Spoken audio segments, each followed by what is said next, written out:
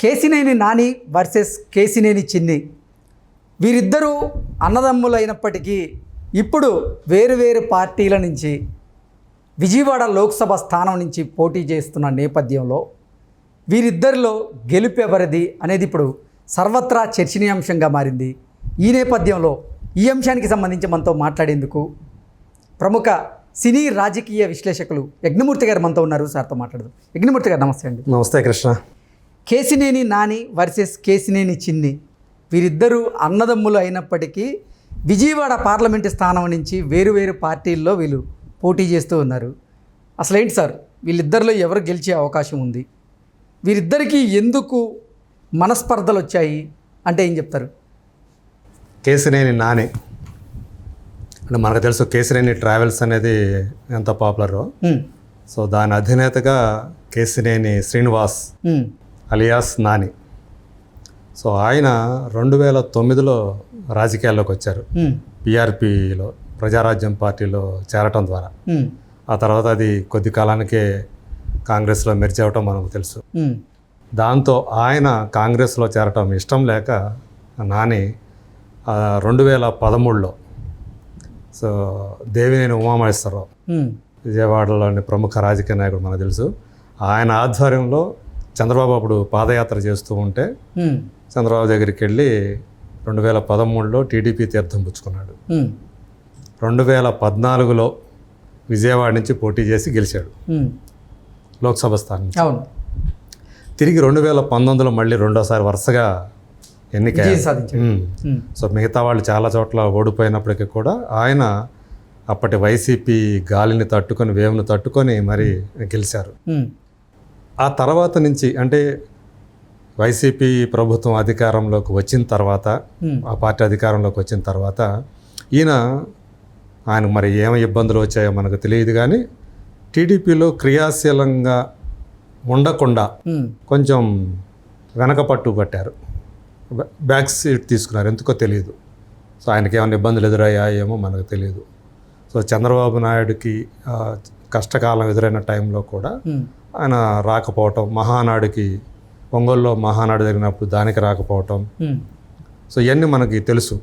చంద్రబాబు నాయుడిని అరెస్ట్ చేసినప్పుడు ఈ మధ్యకాలంలో ఆయన కూడా దాని గురించి ఏమీ మాట్లాడకుండా మౌనం వహించడం, ఇవన్నీ కూడా జరుగుతూ వస్తున్నాయి. దాంతో ఆయన ఈ పార్టీ వీడిపోయి వైసీపీలో చేరతారు అని ఊహాగానాలు నడుస్తూనే ఉన్నాయి. ఈ మధ్యలో యాక్చువల్గా కేసినేని నానికి ప్రతి ఎన్నికల్లో కూడా, అంటే 2014లో కానివ్వండి, 2019లో కానివ్వండి, ఆయన వెన్నంటే ఉండి ఆయన ఆర్థిక వ్యవహారాలు చూసుకుంది ఎవరంటే చిన్నినే. సో అతని పేరు శివనాథ్, కేసినేని శివనాథ్. సో ఆర్థిక వ్యవహారాలన్నీ ఆయన చూసుకుంటూ వచ్చారు. ఆ తర్వాత 2022 నుంచి ఆయన టీడీపీలో క్రియాశీలకంగా మారారు. ఈయన ఎప్పుడైతే బ్యాక్ సీట్ తీసుకున్నారో నాని, ఈయన ముందుకు వచ్చి క్రియాశీలంగా వ్యవహరించడం మొదలుపెట్టారు. అన్నా క్యాంటీన్స్, ఆయన అంటే మొబైల్ వెహికల్స్ ద్వారా అన్నా క్యాంటీన్లతోటి అన్నదానం నిర్వహించటం, కుట్టు మిషన్లు పంపిణీ చేయటం, జాబ్ మేళాలు పెట్టడం, ఇట్లాంటివన్నీ కూడా సేవా కార్యక్రమాలు చేసుకుంటూ వస్తున్నారు. సో అంటే అప్పుడు అంటే జనాల్లో కూడా ఒక వెళుతూ వచ్చింది, అంటే చిన్ని క్రియాశీలంగా అవటం. సో ఈయన టీడీపీలోకి అన్న ప్లేస్ని ఈయన భర్తీ చేస్తారనే ఊహాగానాలు అప్పటి నుంచే 2022 నుంచే మొదలయ్యాయి. సో తర్వాత చంద్రబాబు నాయుడు అరెస్ట్ అయిన తర్వాత కాలంలో ఈయన కదలరా అని చెప్పేసి ఒక సభ పెడితే దానికి ఈయన ఇన్ఛార్జిగా పెట్టారు చిన్నిని. ఆ తర్వాత నాని వైసీపీలో చేరారు. యాక్చువల్ వైసీపీలో అధికారికంగా ప్రకటించక ముందే వైసీపీ తరపు నుంచి ఈయన విజయవాడకు పోటీ చేస్తారు లోక్సభకి అని చెప్పేసి అప్పుడే మనకి ప్రచారం మొదలైపోయింది. సో ఈ నేపథ్యంలో మీకు ఇంత చెప్పాను, మహానాడు ఏదైతే జరిగిందో ఒంగోలులో, దాని మీద ఆయన తమ్ముడి మీద విజయవాడ పడమట పోలీస్ స్టేషన్లో కేసు కూడా పెట్టాడు నాని. ఎంపీ స్టిక్కర్ వేసుకొని వాహనం మీద వెళ్ళాడు అని చెప్పేసి. సో ఇట్లా అన్నదమ్ముల మధ్య గొడవలు బాగా ఉన్నాయి అని చెప్పేసి మనస్పర్ధలు వచ్చినాయి వీళ్ళిద్దరికి. అది కారణం యథమిత్తంగా తెలియదు, కానీ బహుశా ఆర్థికపరమైన విషయాల్లోనే ఇద్దరి మధ్య విభేదాలు వచ్చాయని చెప్పేసి అంటారు.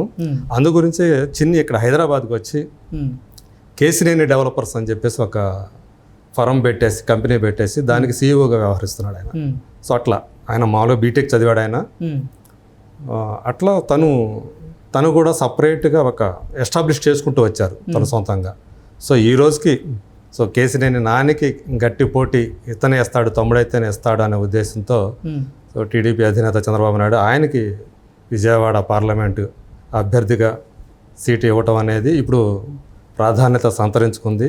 సో ఆయన హ్యాట్రిక్ కొడతాడా నాని, లేదా అన్నను ఓడించి చిన్ని గెలుస్తాడా అనేది ఈరోజు అక్కడ ఒక ఆసక్తికరమైనటువంటి విషయంగా మారింది. ఏంటి మరి మీ అభిప్రాయం ఏంటి? ఎవరు గెలిచే అవకాశం ఉంది?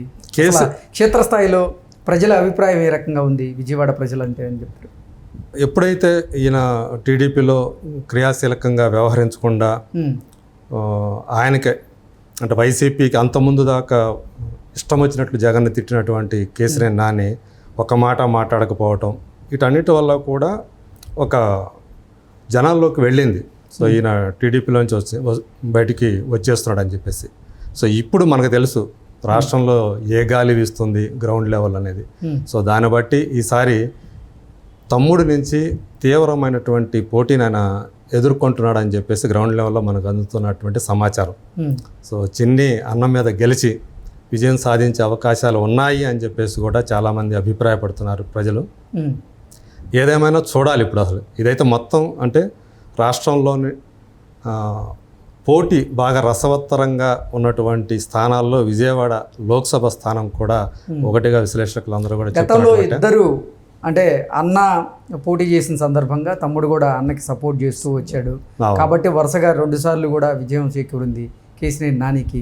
ఈసారి కేసినేని నాని వైసీపీ నుంచి, అలాగే కేసినేని చిన్ని ఏమో టీడీపీ నుంచి ఒకే పార్లమెంటు స్థానం నుంచి బరిలో ఉన్న నేపథ్యంలో అసలు ఏంటి అనేది ఇప్పుడు నిజంగా అంటే సర్వత్రా చర్చనీయాంశంగా అయితే మారింది.